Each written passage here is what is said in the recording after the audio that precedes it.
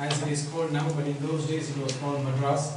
And they asked him to come down and settle there. And here he started again his new set of teachings.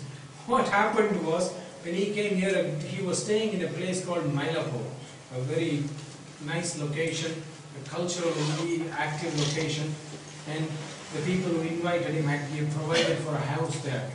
He found a job as a teacher of yoga in the college there called the Vivekananda College.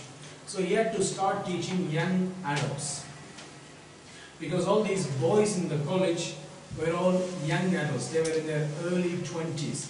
They were not teenagers anymore, they were young adults. So he had to have a new opportunity to recreate all this. So he started understanding that, okay, these boys are no more young boys as in teenagers, their gunas have changed, therefore we can't basically teach the same way as the young boys. So he went back to the old system of how he had learned as a young man, and this is what we call a sikshana. He calls as sikshana, which means perfection in technique. So again, there are references in the sutras that talk about these concepts, some of which are presented for you here. It is not a random creation. So here, one of the key things he started to emphasize was that asanas have to be done with the concept of stability and comfort. Most of the postures were always done statically, a particular breathing ratio. They had to stay for a certain number of breaths. And then, very importantly, there was some sequencing of asanas that were done.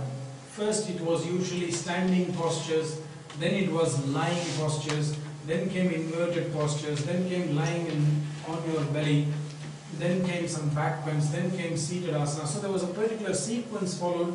This also has various reasons. Again, these are all, each of these topics could be talked about for a few days. So this is what he did. And then a very key factor was length of inhale and exhale must be the same in all postures. You try this, I guarantee you none of you in this room, including myself, will be able to do this in all the asanas. Only when we can do that, we can consider ourselves master of asanas.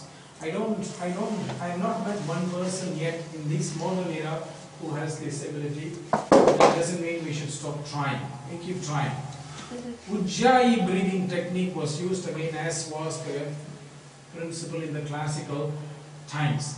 Then certain concepts called bandhas and drishtis were introduced in the relevant asanas when they would stay.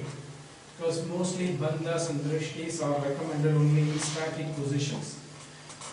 Including all of this, there was another condition which is a very phenomenal condition, that after practice the pulse rate must be lower, not higher. This is called nadi. The pulse is called nadi. The nadi must always be lower at the end of the practice than higher. That means the body has used the energy and its resources in an efficient manner. If not, the body is not using its energy in an efficient manner. That was the idea in the traditional times, and that was another thing he emphasized. So this was the era, the third era that started when he started teaching these young boys in the Vivekananda College. Again, I have to say, this was not the only teaching he was doing. As I said, in those who had invited him to stay in Madras, they were all much older adults. He had to do the yoga as an individual chikitsa therapy practice like he was doing to the kings. One of the constant things that Krishnamacharya always did, starting from the 1920s till the last breath, was that he was always using yoga as a therapy. This was a very big thread. That's something we are going to talk very soon. But some of the things that started to mushroom out of these different time frames is what I am presenting. In the next era, this is where the yoga therapy became much more dominant, much more powerful, because early on in the 1960s, about 1961, actually it was December 1960, and then the meeting happened January 1961, that a great philosopher called J. Krishnamurti, who was, I don't know if you know, he was also living in Europe for some time, but his headquarters was also Chennai. very close to where Krishnamacharya used to live in those days, heard about him and said, well, I would like to learn some yoga. He was already learning some yoga in Europe, but he heard about Krishnamacharya and he wanted to start learning yoga, particularly because he had some health problems. In this time, Krishnamurti was in his mid-60s, I would say, and Krishnamacharya was probably in his 80s. So the meeting happened and Krishnamacharya met J. Krishnamurti, and then he said, well, my son will teach you. And this son who was teaching J. Krishnamurti was Kausthub Desikachar, my father, and that's the relationship between my father and Krishnamurti started in this time. So when my father started teaching Krishnamurti, many of Krishnamurti's students wanted to learn with my father and therefore with Krishnamacharya. So slowly many Western people started coming to learn with Krishnamacharya in the 1960s.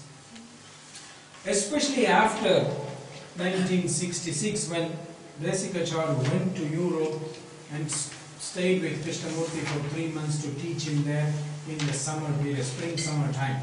So this was an era that started where many Western people started coming to Krishnamacharya, plus the society was changing in India and people were becoming more, let us say, focused on becoming a better businessman, etc. So their bodies' needs were changing, the body's abilities were different, and especially when Western people are coming who are not used to sitting on the floor, who are not used to many of the traditional Indian toilet system, for example, things like that, the body's flexibility was different. So this era became the era where he started teaching how it was relevant or appropriate to people, something which he has always been doing from the 1920s in the domain of yoga as a therapy.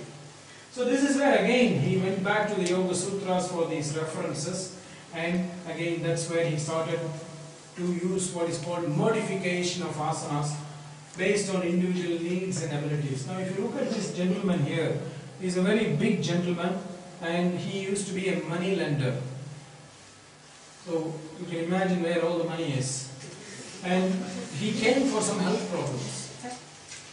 And Krishnamacharya was teaching him based on his abilities. But I tell you, do not laugh, because body's structure has nothing to do with body's ability. Body's structure has nothing to do with body's ability. We published a book some years ago called The Vinyoga of Yoga, where we had the same gentleman doing Sarvangasana. In modern times, we will always think that somebody who is so big cannot actually be in an inverted position. There are pictures of this man, the same man, doing shoulder stand, doing head stand, all these postures. This body structure has nothing to do with its ability, as long as you can train it in a careful way. So here is an example where he started to adapt asanas and pranayama to suit individual needs. Then he started to bring the idea of doing certain dynamic movements before doing the static, because static positions were becoming too difficult for people, plus people were becoming more sedentary in their lifestyle. This was for adults that I mean.